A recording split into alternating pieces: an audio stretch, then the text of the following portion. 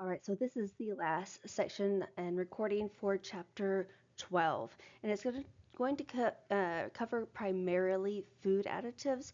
I'm going to highlight a few things I want to make sure that you understand. Just some general, what are kind of some common food additives and their purpose. I want you to know what is the Gross list and what is the purpose of the Delaney clause. Then I want you to know some general information about caffeine consumption. Is it safe? What is generally the recommendations when it comes to caffeine for the average consumer? But then we'll also look at safe caffeine when it comes to either children or pregnancy. All right, so caffeine up here, highlight that as well. All right, so who regulates food additives and really what are food additives? It can be any substance that is added to food. So it can be for a flavor enhancer, it can be for color, it can be for texture, it can be a preservative, anything that is added in there that was not originally in there. Very common. It could potentially have immediate and long term health effects. It'd be rare, but we can look at a few of them. Um, we want to look at some of the safety factors and some of the insurances when it comes to the safetiness of our food. All right, so food additives are added again to our foods either directly or indirectly. So meaning intentionally or non-intentionally. And how does it really become non-intentional?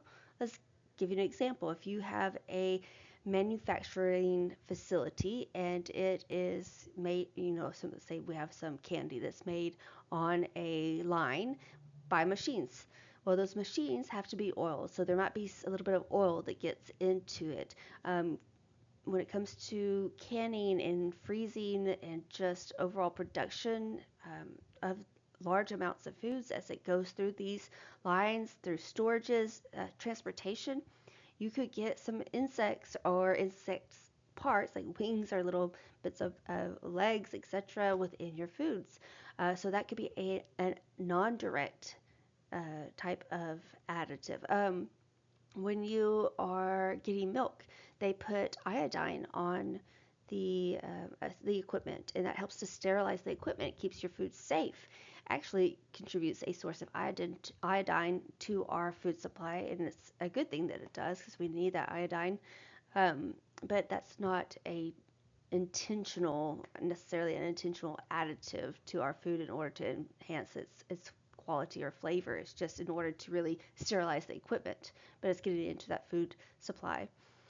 In fact, I guess it was graduate school, I had to do a comparison of um, canned foods and look at all different types of, say, green beans, whether it is a name brand or a generic version, and analyze it for non-direct food additives, and you would see that certain types, brands of food additives would have more non-direct food additives like insect parts. You'd find little bitty wings if you start to really look at that. It's just when you're producing that large amounts of food, it does happen.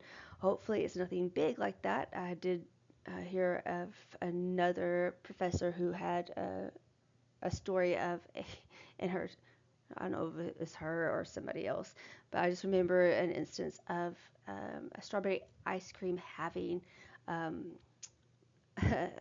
like a thumb within that ice cream because during that process, of course, one of the workers ended up having a thumb cut off and it ended up in her ice cream or his ice cream, depending on the story. Um, in oatmeal, experienced a nail at that time as when I was young, I assumed it was a toenail because of the way it was so big, but now I understand probably more likely was a thumbnail of someone who was working within the food production chain. It happened to get into my own oatmeal. That definitely would not be an intentional food additive, it would be a non direct additive um, or indirectly. Let's see. So there are over 3,950 substances that could be classified as an additive. Obviously, I do not expect you to memorize those things. I just want you to understand the concept that whether it's something that is used for a preservative like salt, or something that is maybe an acid that has maybe the chemical nature to it. It's still a food additive. Indirect food additives, incidentally added to, as contaminants, such as could be pesticide residues, over 3,200 substances that are considered part of the food production process and can be a indirect food additive. So why are our additives used? They're usually used in order to enhance shelf life of that product. So in order to reduce bacteria growth, prevent spoilage of the food, again, enhance the texture or flavor of the food, reduce the activity of enzymes within the food. So again, apples that brown, people don't tend to like to purchase a salad. Let's say that's kind of the grab and go salads, and look at the salad and have the apples be slices that are on the salad be brown. And so, in order to prevent food waste, these types of ingredients are used into it. And it could be something as simple as lemon juice, adding that to the apples to prevent the browning, or it could be something else, like an enzyme that is added to it. All right, so 12.5 table is going to give you a variety of different food additives. I'll just point out a few of them that we may look at. I'm not going to ask you to mix and match and know the attributes of every type of food additive or class. Just understand the general information. It could be a nutrient that's added to it, a vitamin that's added to it. All of this is still considered a food additive. Again, antioxidants, we could even have prebiotics or probiotics. Those are still considered food additives, color additives. And continuing here, we see pickling agents, nitrates, nitrites, sometimes are added to foods as a preservative, or also added to some wines in order to reduce growth and also part of the production process. Emulsifiers, that helps to keep things nice and creamy when they're sitting on the shelf. So mayonnaise, for instance, would have a type of an emulsifier in that if you didn't put it in there, it'd be lumpy and you'd probably look at it, not buy it, thinking it is spoiled. Fat replacements, it could be a sugar substitute that's added, flavor enhancers, artificial flavors, could be imitation vanilla, it could be regular vanilla that's added to that product.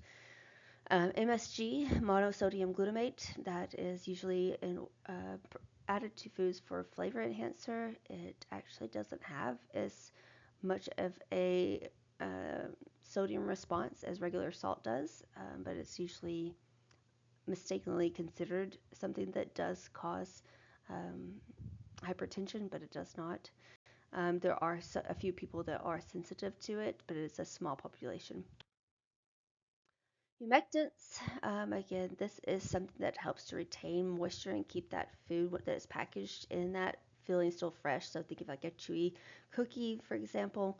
Leavening agents to keep help something to be able to rise or keep from sticking. Um, Non-nutritive sweeteners, another example of something could be added like aspartame to enhance the sweetness of a food without adding calories to it.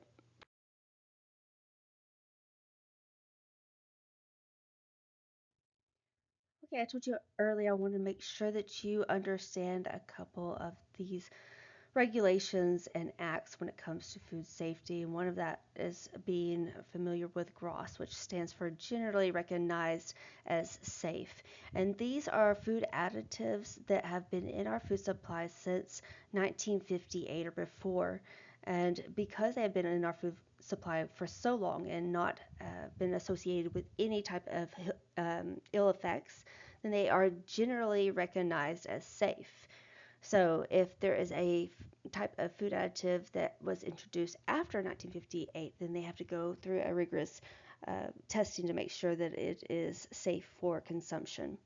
Know that the FDA is responsible for providing substances, or sorry, not providing, but proving substances do not belong on the GROS list. So let's say that a type of product is new on the market and they have a particular new additive that has not been in our products before, it's not on the gross list, then they have to go in and do an audit and actually prove that it's not something that is safe and does not actually belong on the gross list. Um, let's see.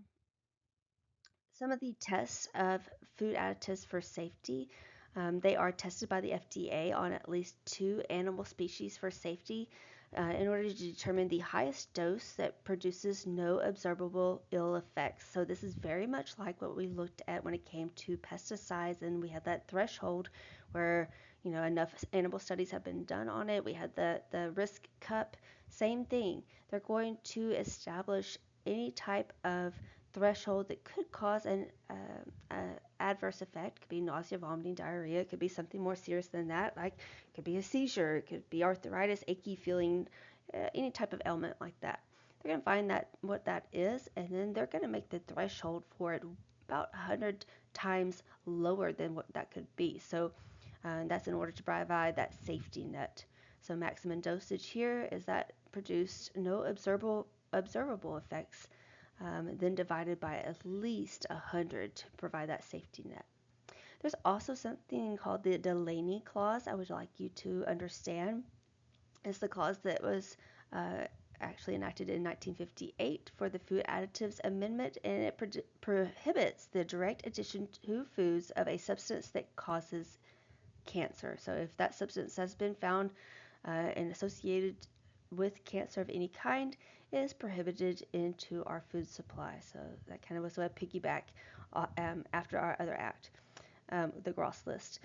And then it's also the last one. It says if an additive is shown to cause cancer, even at a very low dose, so beyond even the threshold, it has to be taken off the market by the FDA. It has to be removed. Let's say we have a new food additive that wants to be introduced into place within our food system. Our manufacturers must give FDA the information about it, must show all the research and literature in order to prove it is safe. So it's going to identify it as something new. It's going to give it a chemical composition, add it to the list. That's going to that particular manufacturer has to provide the literature of how it is made and specify how it is measured in our food supply compared to the average consumer consumption. Manufacturers must be responsible for providing proof that the additive accomplishes the intended purpose. It's just not thrown in there for any reason, but it has a purpose and it's used appropriately. It has to show that it is safe and that the additive is used in adequate but not in surplus amounts. The additives are not used in order to hide some type of defective food ingredient in order to deceive the consumer, and that the additives are necessary for producing that specific product. So they can't just throw in anything that they want to. They do have to actually show that there's a purpose for it and it's being used appropriately for it.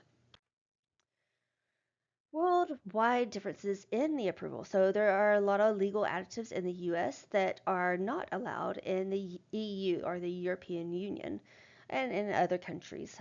So examples of this is red dye number 40, yellow dye is 5, number 6. They are not allowed in the United Kingdom, but they are allowed here in the US. That doesn't necessarily mean that it is that we're more relaxed. In fact, again, we have the safest food supply. It's just that there are different reasons why the European Union does not allow things, and a lot of times it is just because of um, misinformation or consumer fear about it. And so the European Union, again, has different standards. We have very stringent standards, and let's say the European Union doesn't have a certain clause in there that's allowed. It's not going to allow that product in there. It's just more of politics and not based on science. There are actually no global standards when it comes to approval. It'd be easy if it was to be able to compare the safetiness. Therefore, there's no gross list established around the world. The EU follows precautionary principles. The US follows proof. So it says precautionary. Again, most of the rules are just because of consumer fear and demand when it comes to food supply. And again, that fear and demand is oftentimes based on just misinformation, misunderstanding of it. All right, so table 12.6 is going to provide you with some examples of some naturally occurring food toxins. Remember, please throw that word natural out. Do not associate it with something that is safe. There are plenty of natural ingredients out there that are naturally occurring in our soils, in our air, that are actually harmful to us. So just because it says organic or natural does not mean it is safe. And this gives you some examples. Please don't think you have to memorize this, but I do just want you to have an understanding of these. Kind of go skim through these. Are there any of these that you're aware of? Maybe any of these that are in your direct contact? Learn a little bit about those. All right, skipping down now to caffeine. Now, caffeine can also be considered a chemical, can be considered a drug or a stimulant. It is banned from a lot of our Olympic athletes or even collegiate athletes because it is a stimulant.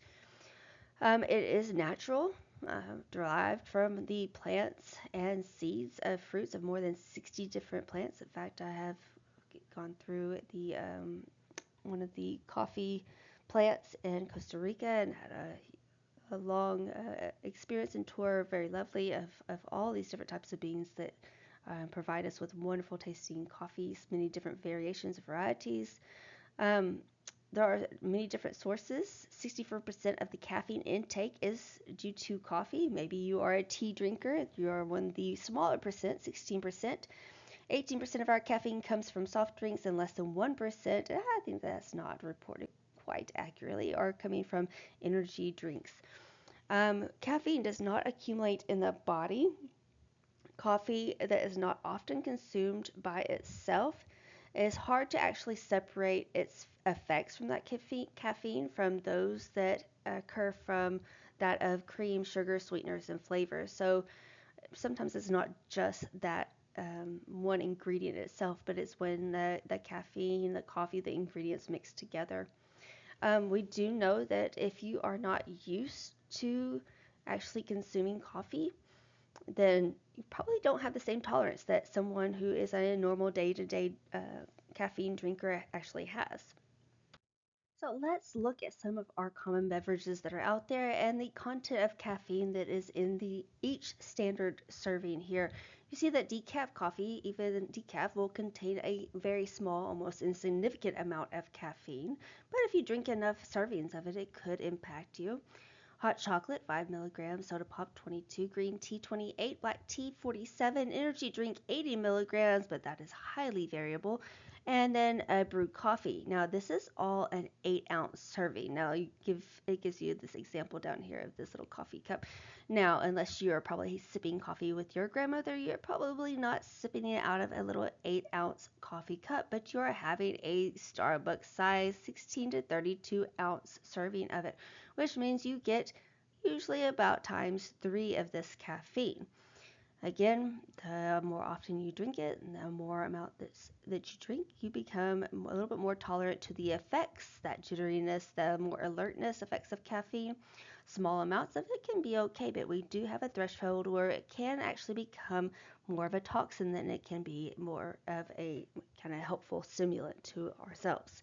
If you are a healthy average adult, then a small amount of caffeine, usually recommended in consumption of less than 300 milligrams a day, may not be harmful or cause any kind of adverse GI distress, nausea, vomiting, diarrhea, jitteriness with you. If you are pregnant or breastfeeding, realize that that caffeine is being introduced to a little bitty human being whose body is not capable of metabolizing the caffeine at the same rate as you. And so that caffeine that affected you for maybe 2 to 4 hours is now affecting them for 18 to 36 hours, which you will definitely not want if you have a brand new newborn infant. Again, here's a slide that's just giving the signs and symptoms of the negative effects of overdosing in caffeine.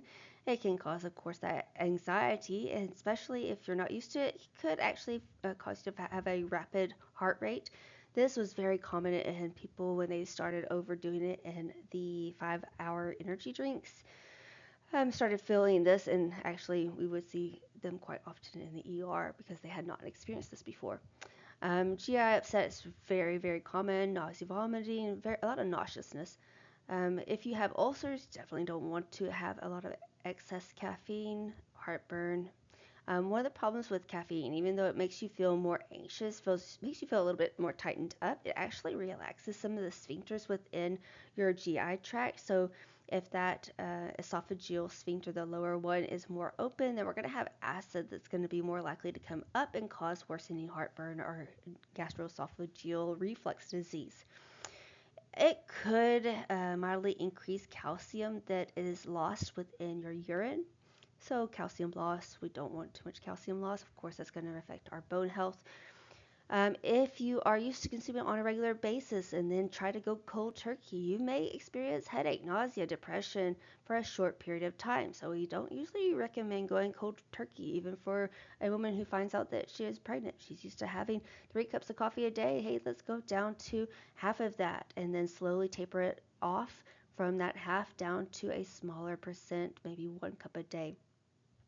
Um, let's see, heavy uses of caffeine can actually increase or worsen blood pressure, and it is known or associated with an increased amount of LDL, that's your bad cholesterol, guys, and triglycerides, worsening triglycerides, that is the fat circulating throughout your blood. Are there beneficial effects of coffee consumption? Of course, there are. If there weren't, it wouldn't be a banned substance when it came to our athletes. So, coffee consumption can help and be effective treatment for migraines because it can constrict the blood vessels within your brain, and therefore reducing the blood flow that could be causing pressure. It's maybe a quite effective for improving your mental alertness. You will notice this if you cut it off for a couple of days and then go on to drink coffee again. You'll actually feel that more alertness, awareness. If you drink it every day, you probably have become numb to it. Possibly could be effective for memory, some forms of pain, possibly Parkinson. Now, please, this is very loose evidence. Except for athletic performance, definitely is very effective. Glucose metabolism and diabetes, possibly, but of course that could be canceled out if you have that double frappuccino with sugar, cream, whipped cream, all the latte accessories on there. Probably not going to really help there. Prudent dose, the word prudent. All right, so what is acceptable, what we should be limiting our consumption to? Healthy average American, 300 milligrams a day. That's 2 to 3 cups of the 8-ounce grandma's little coffee cups per day. And then if you are pregnant, we recommend consuming 200 milligrams or less. So yes, if you are pregnant, you can still consume coffee, but we recommend consuming a minimal amount or not starting coffee consumption if you are not used to drinking it every day. No time or reason to start now.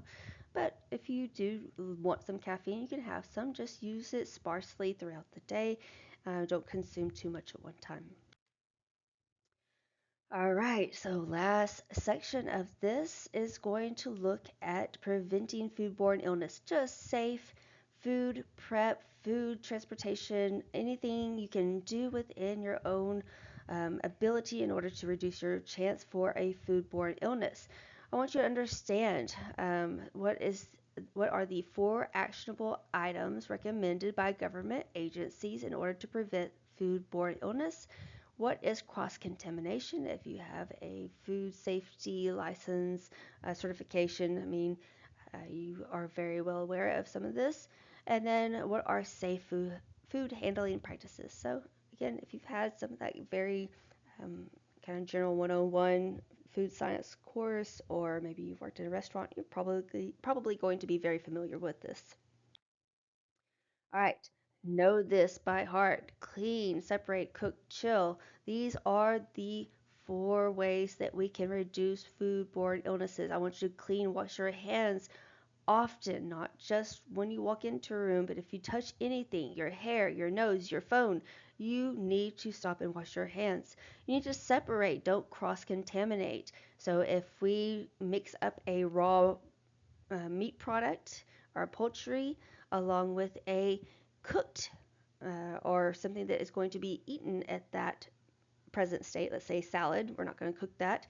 That is a very high risk situation where you can introduce bacteria from either a utensil, a surface, or your hands into a raw salad that will not be heated up, and it's not going to destroy that bacteria and very likely to be the culprit of a foodborne illness. use a thermometer and know your temperatures. And then don't leave food out there. We have 4th of July coming up. You might gather with other people. Oftentimes, people will bring out food and they probably cooked it at home, transported it away from home. That took some time. Then it's served out and then it's left out on the counter. And the longer it's there, the longer it has to make babies and grandbabies and great grandbabies. And it's going to rapidly divide into the point where it causes you to become violently ill. So don't leave it out. Refrigerate it, lock out the oxygen, remove water, and decrease the temperature so it cannot reproduce. How long should you wash your hands? If you are just sticking your hands under the water, like sometimes I see students do in the bathroom, you are just giving that bacteria a little bitty splish splash of a bath, and they are happy and they thank you for that. You must wash your hands and actually vigorously wash your hands for 20 to 30 seconds with warm soapy water in order to kill bacteria. Minimize any chances of cross contamination, meaning that you are going to use separate utensils, knives, surfaces, and cutting boards for any type of raw products versus cooked products or products that will not be heated up. Cut raw foods on a very clean cutting board. A lot of times you will see the different color coded cutting boards if you could walk into a restaurant or maybe a healthcare facility. They're going to have a red one for raw meats. It's only used for that. It will have a brown one for cooked meats. It will have a green one for fresh produce and so forth. A blue one sometimes for fish, so that you're not cross contaminating that surface, because when you cut into that meat or object, excuse me, any bacteria that comes in contact with that knife is now pushed into the surface of the cutting board. And so easily, if you then decide to cut up some strawberries on top of that, you are introducing it to bacteria, even though you feel like you washed off the surface. It's kind of pushed into the grooves of the cutting board. All right, a few other things to be mindful in this when it comes to cleaning area environment for food. We need to make sure we're carefully washing our produce, any fruits or vegetables, with or under running water.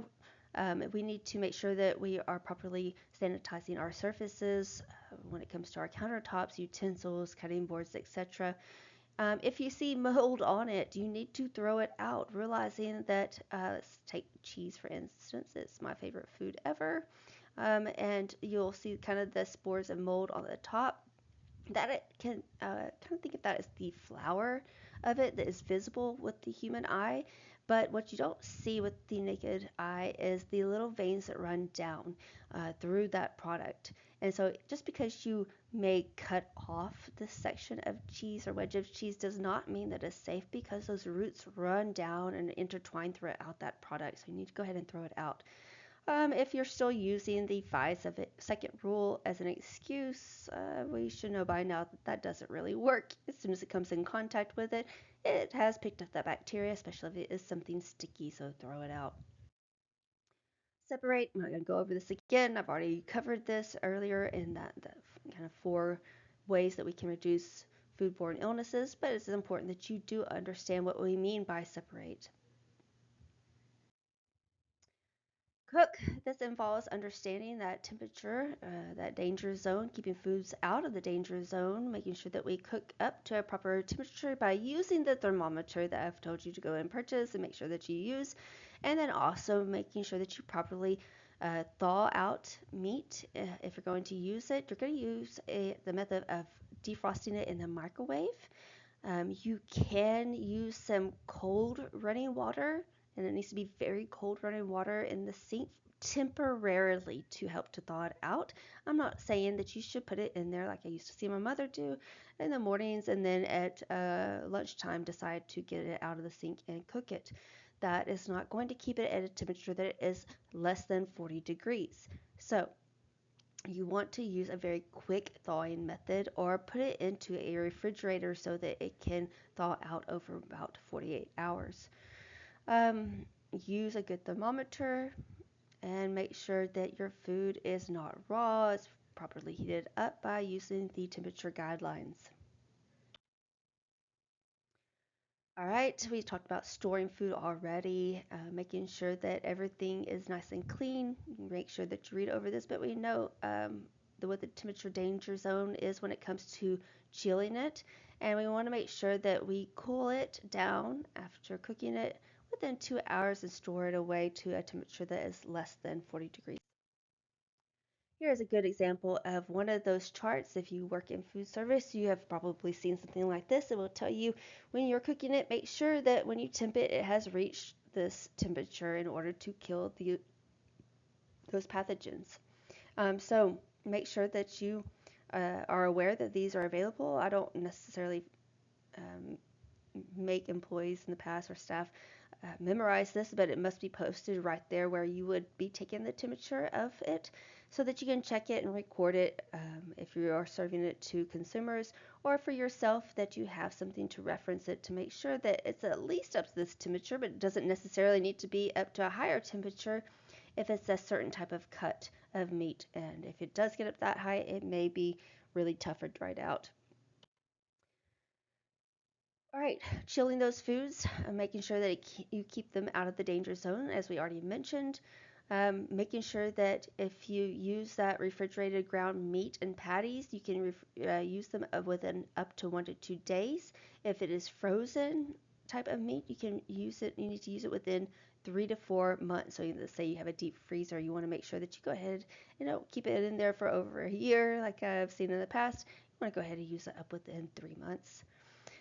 Reheat leftovers. Here's that magic number, 165 degrees. You want to store anything that is peeled or cut up within the refrigerator. Don't just leave it out on the countertop because now that protective barrier, the skin of that fruit or the flesh of that fruit is now exposed. Make sure that you actually check the thermometer on your refrigerator. Don't just trust the fact that you have moved the little dial to 40, that it actually is 40. You can put a thermometer in there and see what the temperature is. Some of our new refrigerators now actually give you the digital reading on that refrigerator. If you have one, go and check. Is it 40 degrees or less? What happens if the power goes out? If you're like me, this has happened a couple times this year. You want to make sure that you don't open up the refrigerator. Keep them closed because a lot of times they can remain at that temperature for quite a long time. However, if it tends to be one of those power outages that last for a day or more, then you want to make sure that you go ahead and dispose, unfortunately, of those foods. Lastly, you want to make sure that all the foods that you have within the refrigerator are contained and covered in the refrigerator in order to prevent anything from dripping it down. So let's say we're de-thawing something on the shelf of the refrigerator, like say a chicken breast or a steak. We don't want to have cooked foods down here on the second um, shelf that, those fluids as that begins to thaw out can leak down and get onto. So anything that is raw, more likely to cause a foodborne illness, should be kept on the lowest shelf. Anything that's cooked should be kept on the highest shelf. All right, here is a great little diagram, and you have this image within your textbook or e-text in order to reference how long can you keep leftovers. I get asked this question all the time. Hey, should I throw this out? And of course, my answer is when in doubt, throw it out, because if you have had that bad of a foodborne illness, it doesn't take a lot to recollect on how horrible that actually felt. So this is a guide. I'm not going to ask you to memorize these, but I do just kind of recommend that you do reference it and just see where you are at within your own normal day-to-day activities. Okay, very last slide here for the unit and for the chapter, because remember that you will not have chapter 13 being included on the exam. You'll kind of keep the homework there for chapter 13 because it helps with your grade when you have more homework grade assignments. Far as this unit, let's sum it up here with the World Health Organization. That's the WHO, or WHO is what we usually refer to the World Health Organization with. And we're going to look at these very simple standards that is recommended around the world for food safety. We're going to choose foods that have been processed for safety, cook food thoroughly, eat cooked foods immediately instead of just letting them sit there. I will caution you right now, 4th of July again, people love bringing potato salad to 4th of July or macaroni salad. Now, macaroni and potato salad are usually made with a mayonnaise or something that is something like that, and that acidity is not very low and has a pH that bacteria just thrive in. They thrive in more of a basic or neutral acidity instead of something with a lot of acid in it. So something with vinegar would be a better preservative. And then also that temperature, we leave it out on the countertop or we bring it to more of a picnic, and they love room temperature or warmer temperature. They're going to start making a lot more babies that way. And then the time part of it is the fact that it might be out there for 2 to 4 hours is the time you produced it, and every minute those bacteria are replicating themselves and making more and more and more, and so it is a very common culprit. So make sure you cook foods, you put them away, and then refrigerate them at a temperature that is recommended at 40 or below. Wash hands repeatedly, not just when you enter in and start food production. If you touch your hair, your cell phone, or another type of surface in between touching that food, you should stop and actually wash your hands or change out gloves if you're using those. Um, Make sure that you are cleaning thoroughly and also making sure that you are lowering the risk of animal or pest contact, making sure that you store that food away from at nighttime. Don't leave dishes out with food in it that's going to attract rodents or insects in there that could be introducing more bacteria or other pathogens into your own food supply. All right, so this brings us to the end of chapter 12. Again, chapter 13 will not be included on the exam. Continue on with chapter 12 and 13 chapter assessments, those homeworks in there in order to boost your grade up. When it comes to studying and preparing for your exam, do make sure that you are reading through your textbook and reviewing these lectures. Make sure you reach out to me if you have any questions. When it comes to all these charts that are introduced within this chapter, I don't expect you to memorize these, have a general understanding of them, unless I specifically pointed it out. Like there's a few of them that we talked about, like E. coli, O1H57. That is one that is common. Listeria is another common one to make sure that you are familiar with. Maybe salmonella in there. But otherwise, if it's a huge list of them, like what we saw on the food additives, I don't necessarily want you to sit there and memorize that. All right, let me know if you absolutely need anything at all. If I can assist you, please reach out.